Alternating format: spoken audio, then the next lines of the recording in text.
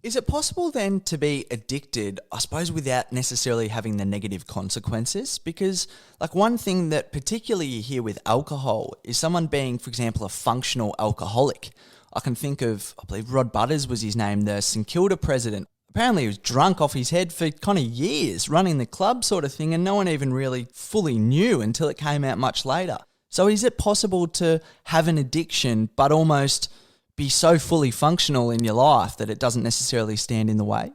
Well, an addiction by definition means that there are negative consequences, but I think sometimes what can happen as well is a person can have built up such a tolerance to their substance use, for example, that they can still attend work for, say, 40 or more hours a week. They can broadly perform the roles that they would be expected to perform.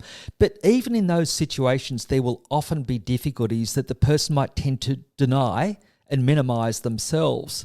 It might be that they have some physical health problems or risks that come out maybe later on if they develop a more significant illness. Or it might be more that the people within their family can recognise some of the difficulties more than they do, such as their irritability if they don't have that substance available, for example, or if they don't have access to gambling.